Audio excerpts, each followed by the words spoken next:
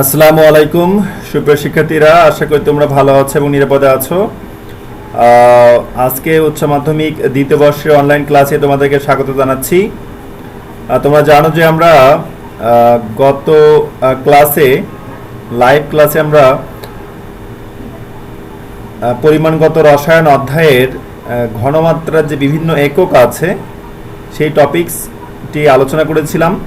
তো আমরা সেই টপিকসে বা সেই লেকচারে ঘনমাত্রার বিভিন্ন একক নিয়ে আলোচনা করেছি এবং সেই এককগুলোর পারস্পরিক রূপান্তর কেমন হতে পারে বা কিভাবে করা যায় সেটিও আমরা আলোচনা করেছি।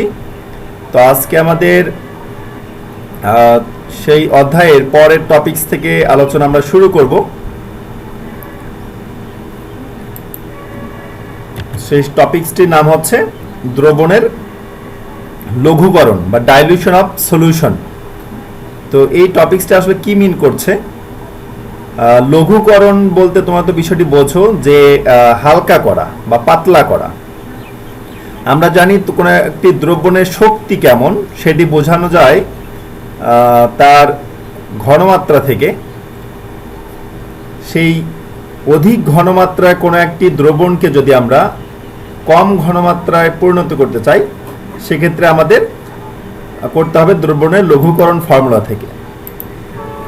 মনে করো এমন একটি সমস্যা তোমাদের কাছে আছে, ধরো রাসায়নিক ল্যাবরেটরিতে তোমরা কাজ করছো, সেখানে তোমাদের কাছে আছে মনে করো 2 মোলার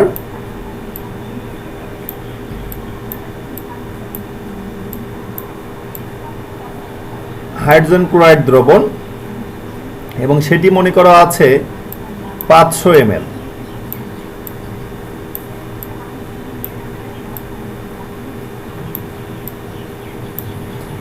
তাহলে আমাদের কাছে আছে 2 মোলার হাইড্রোজেন ক্লোরাইড দ্রবণ আছে 500 ml। তো এই দ্রবণ নিয়ে তোমার ল্যাবরেটরিতে মনে করা আছে, কিন্তু তুমি যে পরীক্ষা করছো সেই পরীক্ষায় দেখা গেল তোমার ল্যাবে ম্যানুয়ালে লেখা আছে যে 1 মোলার হাইড্রোক্লোরিক অ্যাসিড প্রয়োজন, 1 মোলার হাইড্রোক্লোরিক অ্যাসিড, কিন্তু আছে তোমার কাছে কত? 2 মোলার হাইড্রোক্লোরিক অ্যাসিড। তাহলে এই 2 মোলার হাইড্রোক্লোরিক অ্যাসিডকে তুমি কনভার্ট করবা 1 মোলার হাইড্রোক্লোরিক অ্যাসিড। তো এই যে 2 মোলার হাইড্রোক্লোরিক অ্যাসিড দ্রবণকে আমি 1 মোলার কনভার্ট করব, অর্থাৎ হাইড্রোক্লোরিক অ্যাসিডের যে ঘনমাত্রা আছে সেটা আমি কমাতে চাচ্ছি, এই বিষয়টি বোঝানো হয় দ্রবণের লঘুকরণ অথবা দ্রবণের শক্তিমাত্রা কমানো। তো এটি কিভাবে করা যায়? এটা একটি গাণিতিক ফর্মুলা আছে। সেই গাণিতিক ফর্মুলা যদি আমরা বুঝতে পারি তাহলে খুব সহজেই আমরা যে কোনো রাসায়নিক পদার্থের অধিক ঘনমাত্রা দ্রবণকে আমরা কম ঘনমাত্রা দ্রবণে কনভার্ট করতে পারবো। তো সেই ফর্মুলাটা কি? দ্রবণের লঘুকরণের ফর্মুলা হচ্ছে V1S1 সমান V2S2। তো এই যে ফর্মুলাটি আছে এই ফর্মুলা অনেক সময় V1M1 এবং V2M2 আকারেও লেখা হয়। তাহলে যার যেটা ইচ্ছা V1S1 সমান V2S2 অথবা V1M1 সমান V2M2, যে কোনো একটা ফর্মুলা তুমি লিখতে পারবা। এখন কথা হচ্ছে এই যে গাণিতিক ফর্মুলাটা আমরা দেখছি বা সূত্রটি, এই সূত্রের কোন রাশিটি কি মিন করছে সেটি আমাদের ক্লিয়ারলি জানতে হবে। দেখো এক্ষেত্রে V1 হচ্ছে V1 সমান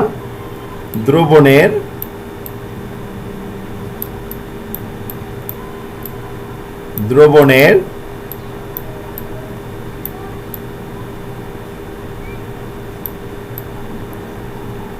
প্রাথমিক আয়তন, দ্রবণের প্রাথমিক আয়তন।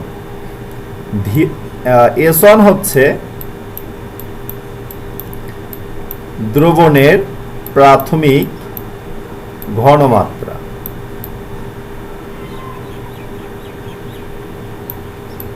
ঘনমাত্রা বা শক্তিমাত্রা যেটা ইচ্ছা বলতে পারো। তো S1 অথবা আমরা M1ও বলতে পারো। এরপর হচ্ছে S2 বা M2 যাই বলো না কেন,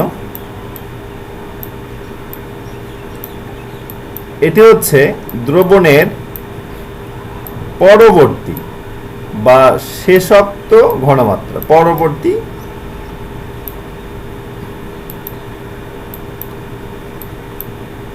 ঘনমাত্রা। তাহলে V1টা হচ্ছে দ্রবণটি প্রাথমিক অবস্থায় কত আয়তনের ছিল, S1 বা M1 হচ্ছে দ্রবণটির প্রাথমিক ঘনমাত্রা কত ছিল, আর M2 বা S2 হচ্ছে দ্রবণটির পরবর্তী ঘনমাত্রা, অর্থাৎ যে ঘনমাত্রা তুমি তৈরি করবা। যেমন এই গাণিতিক সমস্যাটার কথা যদি আমরা বলি, যে দ্রবণটির প্রাথমিক আয়তন V1 কত ছিল, 500 ml।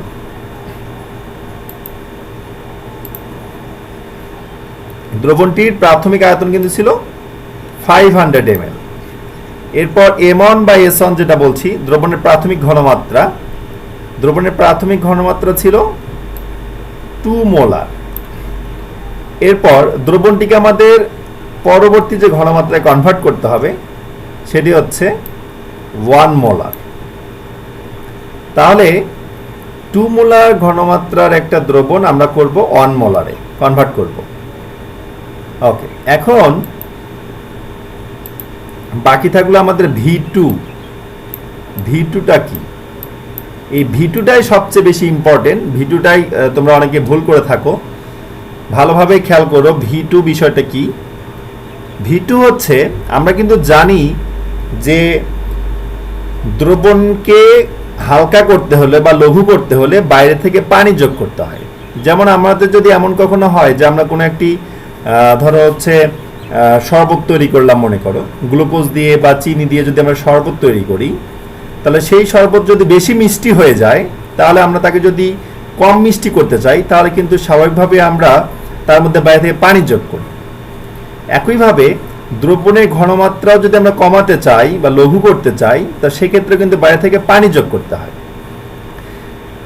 তো V2 হচ্ছে পানি যোগ করার পর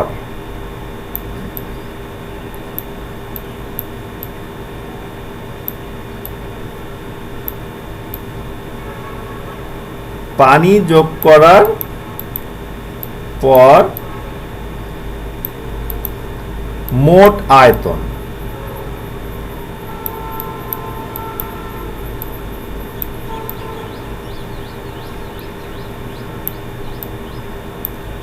পানি যোগ করার পর মোট আয়তন, এটা হচ্ছে V2। তাহলে V2টা হচ্ছে আমরা দ্রবণটিকে হালকা করতে চাইলে বাইরে থেকে পানি যোগ করব, তার মানে পানি যোগ করার পর মোট যে আয়তনটা হবে সেটি হচ্ছে V2। তাহলে আমরা যদি এই গাণিতিক সমস্যাটির কথাই যদি চিন্তা করি, এই গাণিতিক সমস্যায় কিন্তু আমাদের দ্রবণটির প্রাথমিক ঘনমাত্রা আছে যেটি হচ্ছে 2 মোলার, অর্থাৎ S1 এর মান আমাদের জানা আছে। এরপর প্রাথমিক আয়তন 500 ml, সেটিও আমাদের জানা আছে V1। এরপর যে ঘনমাত্রায় কনভার্ট করতে হবে 1 মোলার, অর্থাৎ S2 বা M2 এর মান, সেটিও কিন্তু আমাদের জানা আছে। আমরা শুধু জানি না যে কতটুকু পানি যোগ করতে হবে, অর্থাৎ V2 এর মানটা আমরা জানি না। তাহলে আমি যদি আমরা করতে চাই, তাহলে আমাদের ফর্মুলায় কি দাঁড়াবে, V2 সমান V1 S1 ভাগ S2। V1 কত আছে? V1 হচ্ছে 500 ml।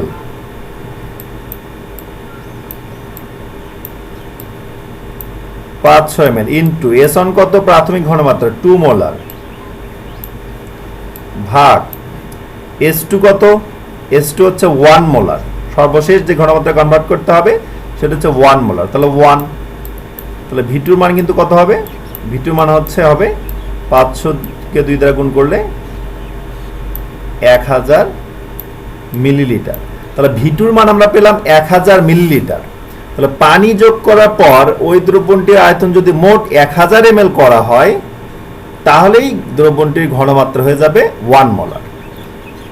তাহলে আমাদের দ্রবণটি ছিল কত? 500 ml, তাকে আমরা পানি যোগ করে মোট কত করতে হবে? 1000 ml।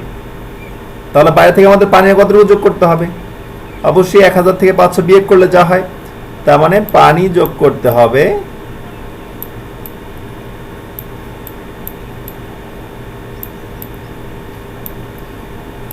পানি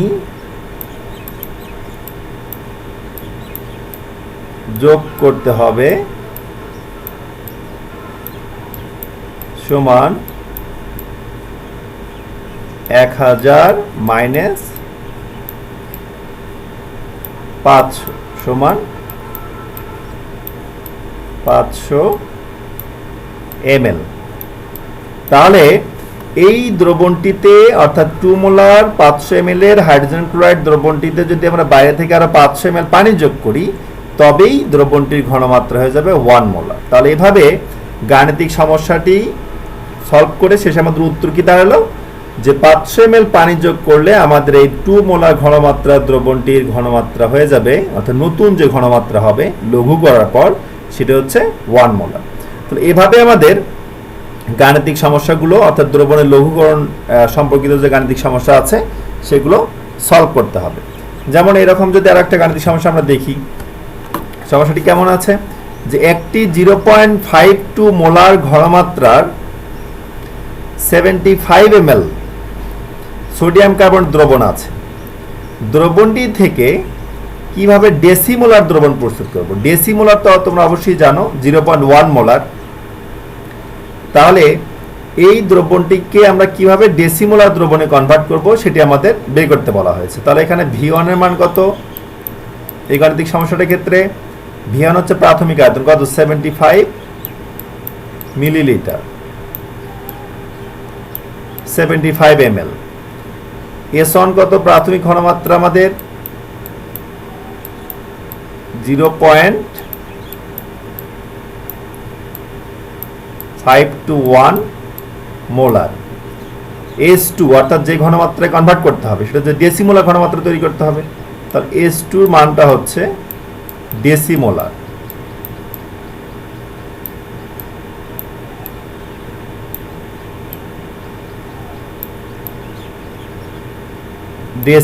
ডেসিমোলার সমান কত? ডেসিমোলার সমান হচ্ছে 0.1 মোলার। তাহলে আমাদের ঘনমাত্রাটি ছিল 0.521 মোলার, আমাদের ঘনমাত্রা করতে হবে 0.1 মোলার। তাহলে কতটুকু পানি যোগ করতে হবে সেটা আমরা বের করতে পারবো। তাহলে V2 সমান V1 S1 ভাগ S2। তো আমাদের V1 কত? V1 হচ্ছে 75, S1 হচ্ছে 0.521 আর S2 হচ্ছে 0.1। তাহলে V2 আমরা কত পাবো? আমি যদি ক্যালকুলেশন করে দেখি,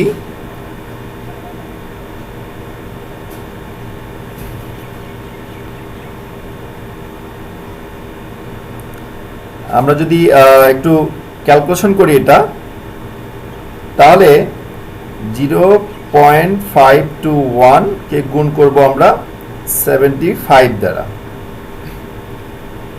ভাগ করব 0.1 দ্বারা।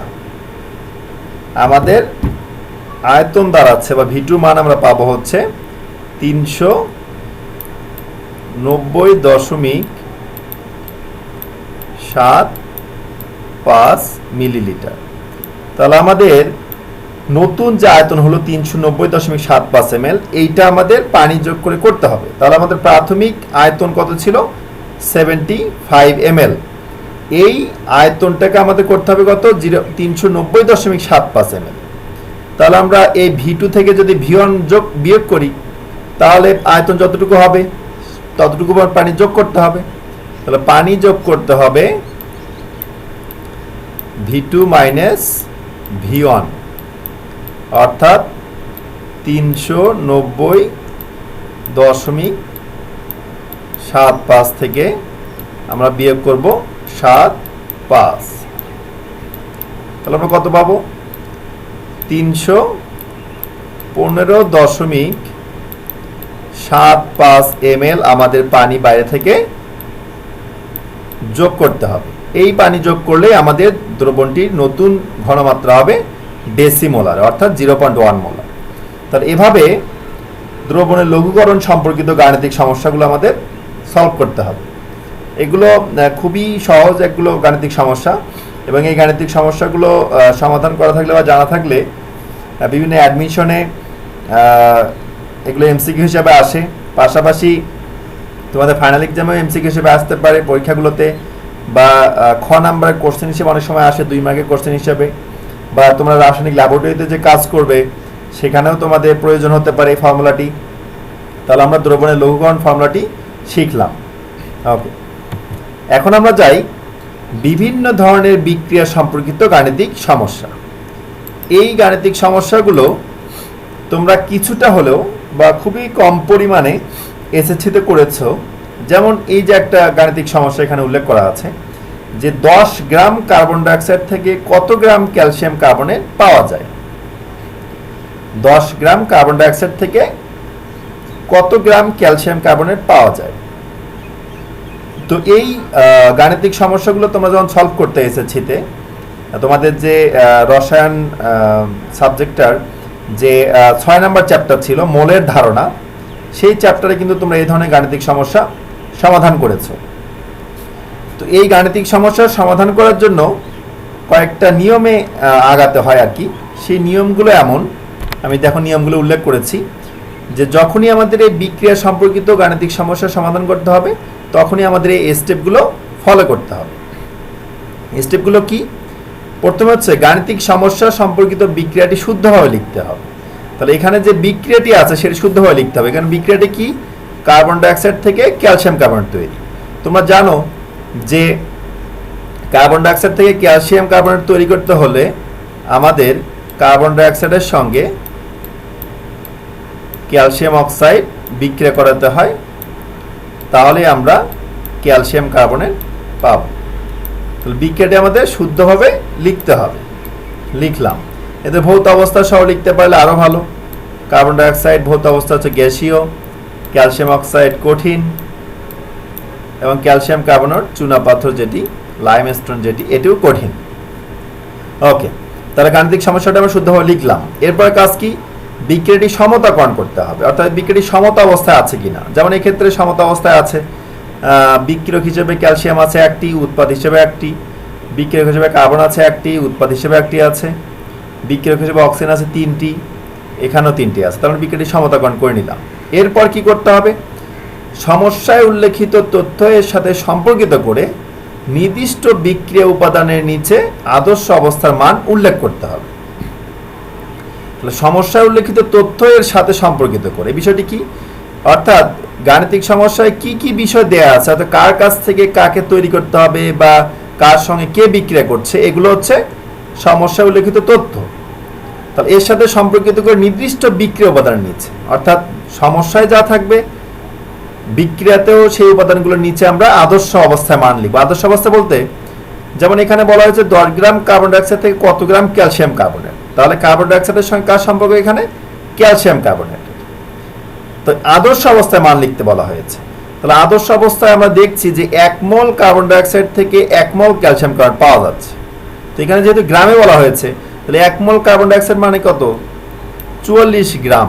তাহলে আদর্শ অবস্থায় 44 গ্রাম কার্বন ডাইঅক্সাইড থেকে আমরা কতটুকু ক্যালসিয়াম কার্বনেট পাবো? ক্যালসিয়াম কার্বনেট আরেক ভর হচ্ছে 1 মোল সমান হচ্ছে 100 গ্রাম। তাহলে আদর্শ অবস্থায় আমরা 44 গ্রাম কার্বন ডাইঅক্সাইড থেকে ক্যালসিয়াম কার্বনেট পাচ্ছি 100 গ্রাম। তাহলে আমরা 10 গ্রাম থেকে কতটুকু পাবো এটা আমাদের হিসাব করতে হবে। খুবই সিম্পল বিষয়। আচ্ছা, 4 নাম্বারটা কি আছে? যে গাণিতিক সমস্যায় দেওয়া তথ্যের সাথে সম্পর্কিত করে নির্দিষ্ট উপাদানের জন্য হিসাব বা গণনা করতে হবে। এটি হচ্ছে এই হিসাবটা। তাহলে প্রথমে আমাদের কি করতে হচ্ছে? সেই গাণিতিক সমস্যাটি শুদ্ধভাবে লিখে নিতে হবে, তারপর সমতাকরণ করতে হবে।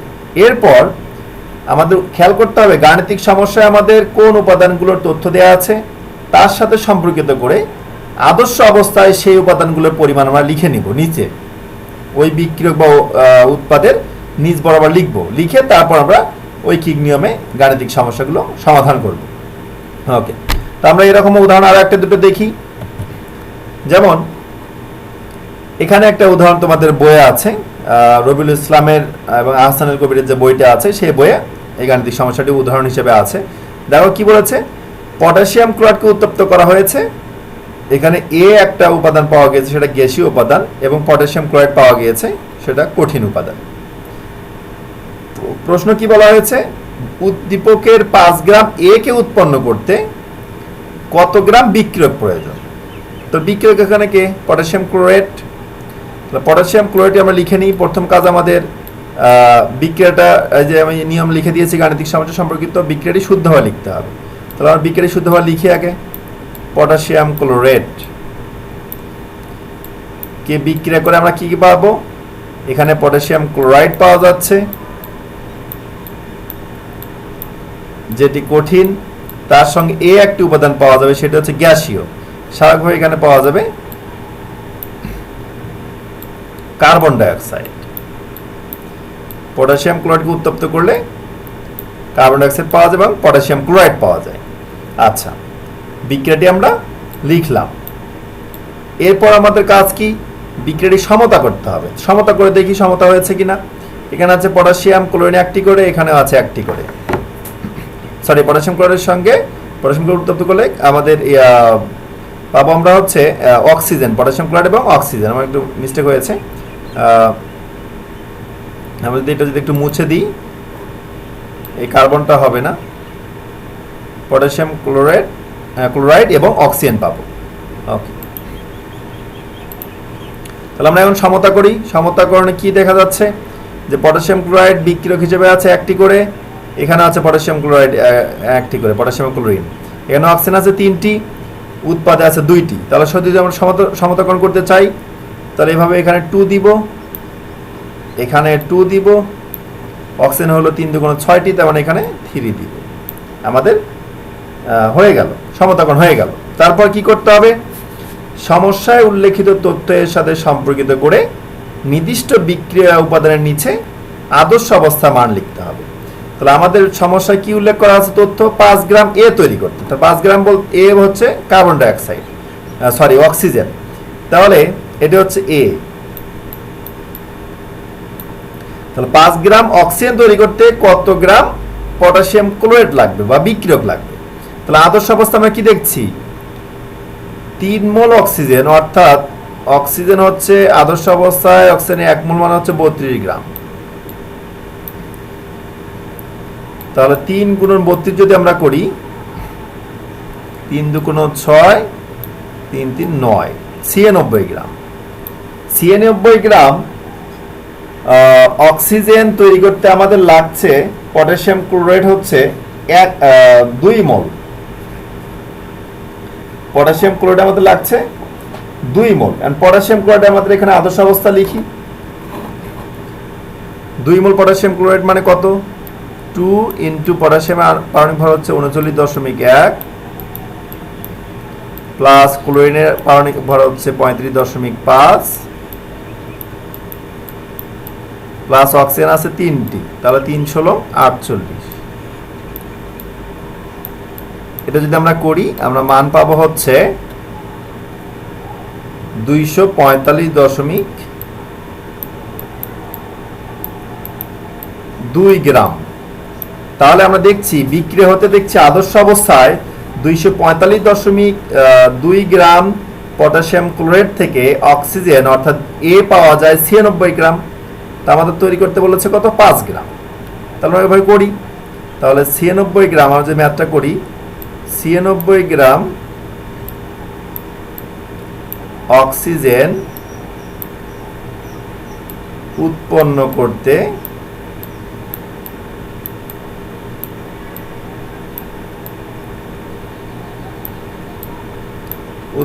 করতে পটাশিয়াম ক্লোরাইড লাগে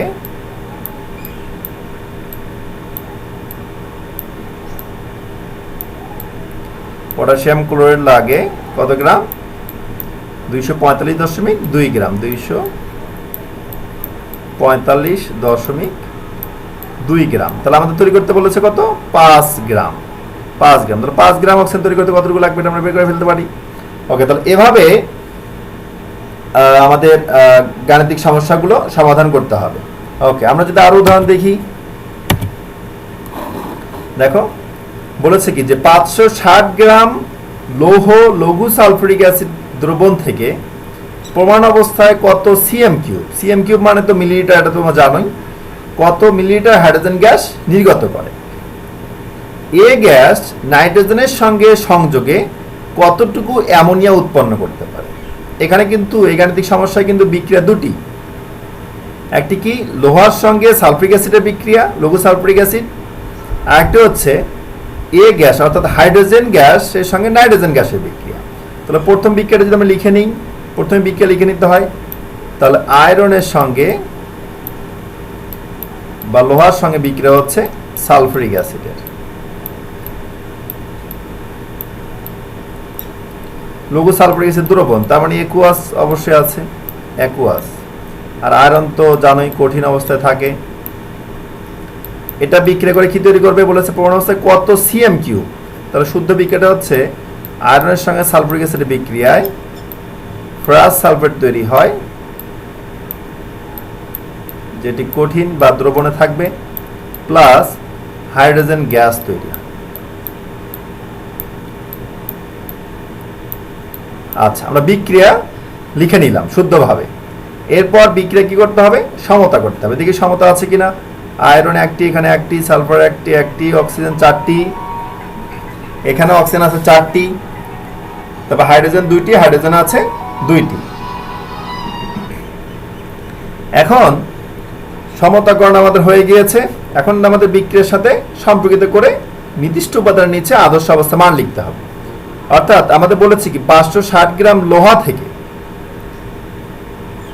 প্রমাণ অবস্থায় কত সিএম কিউব মানে কত মিলিলিটার হাইড্রোজেন গ্যাস নির্গত উৎপন্ন হয়।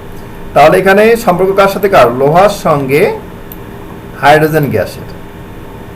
সম্পর্ক হচ্ছে লোহার সাথে হাইড্রোজেন গ্যাস, অন্য কোনো উপাদানের সঙ্গে কিন্তু নয়।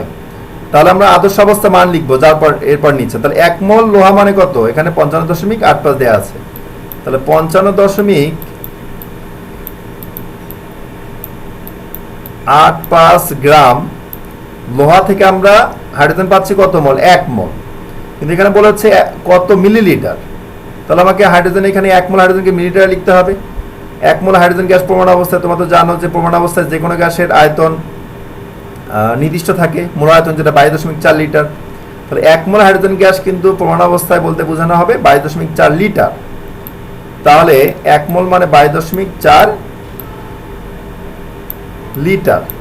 তো আমাদের এখানে কিন্তু লিটারে বলেনি, আমাদের বলেছে কত সিএম কিউব অর্থাৎ মিলিলিটার। তাহলে 22.4 লিটারকে 1 দ্বারা গুণ করতে হবে, অর্থাৎ 22,400 মিলিলিটার বা সিএম কিউব। তাহলে আমরা দেখতে পাচ্ছি 55.85 গ্রাম লোহা থেকে আমরা হাইড্রোজেন পাই আদর্শ অবস্থায় 22,400 সিএম কিউব। তাহলে 560 গ্রাম থেকে কতটুকু পাবো এটা কিন্তু আমরা ইজিলি বের করতে পারবো। তাহলে যদি বের করি তাহলে ম্যাথটা এভাবে করতে হবে। 55.85 গ্রাম থেকে আমি একটু শর্টকাটে করে ফেলছি। 55.85 গ্রাম লোহা থেকে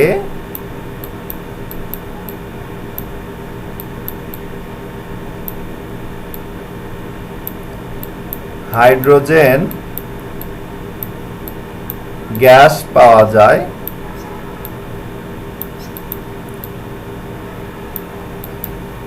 22,400 সিএম কিউব।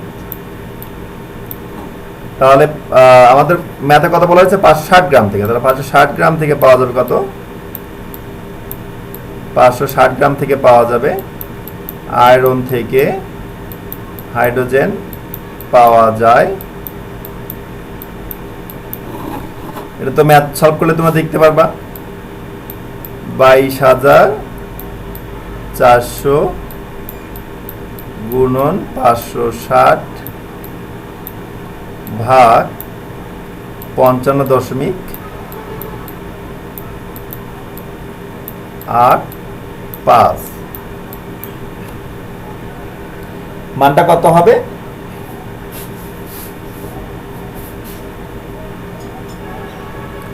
মানটা দাঁড়াবে হচ্ছে 22,000 আমরা যদি ক্যালকুলেশন করি,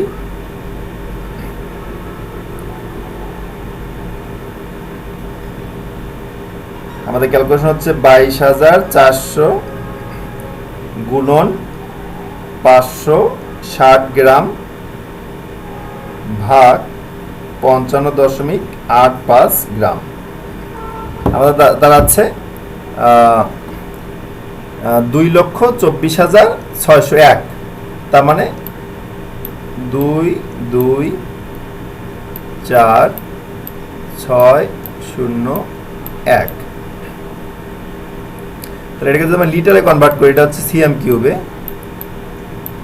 সিএম কিউব আমাদের লিটারে কনভার্ট করি, তাহলে লিটার হবে হচ্ছে 224.6 লিটার। তাহলে আমরা 224.6 লিটার হাইড্রোজেন পাবো এই 560 গ্রাম লোহা থেকে। আচ্ছা, তাহলে আমাদের এই গাণিতিক সমস্যার প্রথম অংশটুকু সমাধান হয়ে গেল। এরপর আবার কি বলেছে, এ গ্যাস নাইট্রোজেনের সঙ্গে সংযোগে কতটুকু অ্যামোনিয়া উৎপন্ন করতে পারে। তাহলে এ গ্যাস বলতে এখানে হাইড্রোজেন গ্যাস বোঝানো হচ্ছে। এই গ্যাস অর্থাৎ হাইড্রোজেন গ্যাস নাইট্রোজেনের সঙ্গে সংযোগে কতটুকু অ্যামোনিয়া উৎপন্ন করতে পারবে। তাহলে এখন আমাদের বিক্রিয়া হচ্ছে হাইড্রোজেনের সঙ্গে নাইট্রোজেনের, বিক্রিয়া করে অ্যামোনিয়া তৈরি করা। তাহলে হাইড্রোজেনের সঙ্গে নাইট্রোজেনের বিক্রিয়া আমরা লিখবো। আবার দ্বিতীয় অংশ আর কি, তৈরি হবে অ্যামোনিয়া।